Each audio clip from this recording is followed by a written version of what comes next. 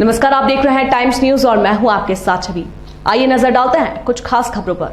1 अप्रैल 2024 में संभावित रजिस्ट्री दरें आदर्श आचार संहिता के चलते फिलहाल यथावत रहेंगी। दरअसल इस मामले से वरिष्ठ अधिवक्ता प्रमोद कुमार द्विवेदी ने आचार संहिता के चलते एक नई दरें लागू करने और जिला मूल्यांकन समिति गठित होने पर आपत्ति ली थी।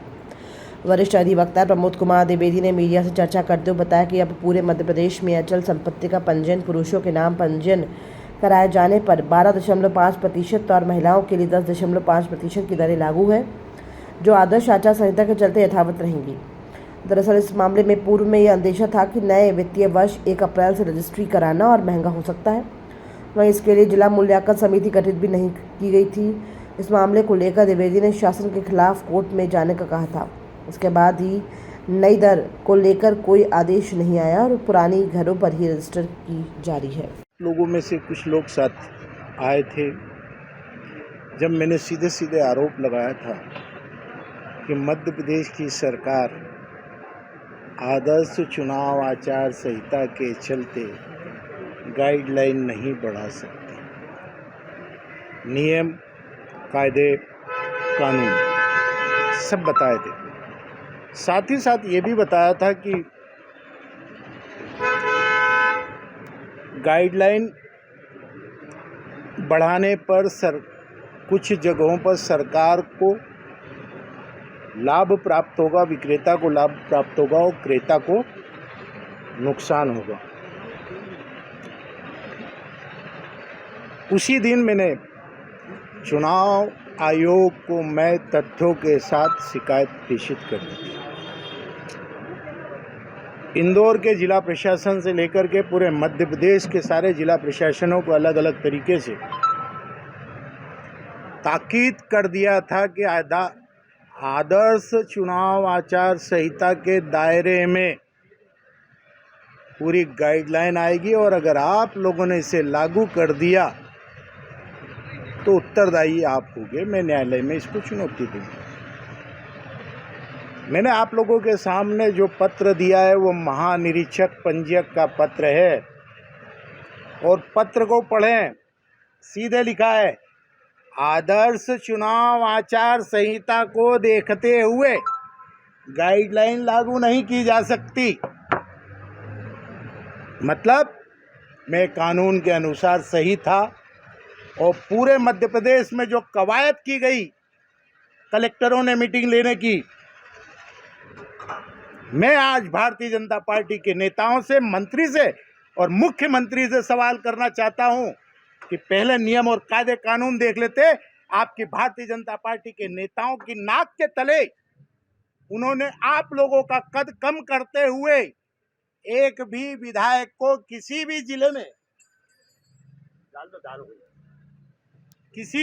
में सदस्य नामांकित नहीं किया और बिना सदस्य नामांकित किए जिला मूल्यांकन समिति की बैठक करके आप लोगों के कद को बता दिया। केंद्रीय मूल्यांकन समिति में एक वकील नामांकित होता है, जो कांग्रेस की सरकार के समय हमने नियम बनाया था, उसे भी नामांकित नहीं किया।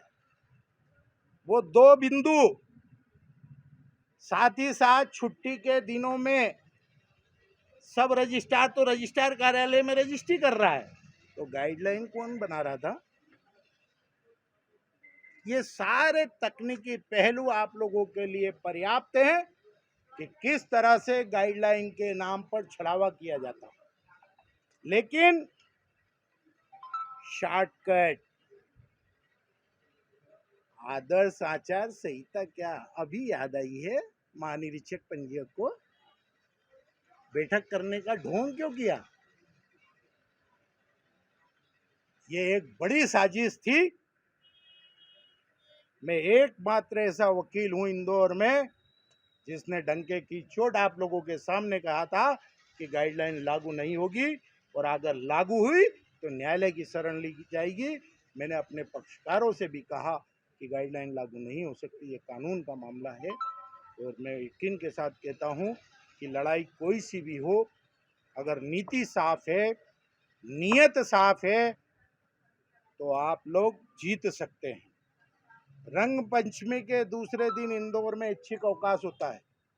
कुल 3 ऐच्छिक अवकाश कलेक्टर को उस जिले में देने का अधिकार है।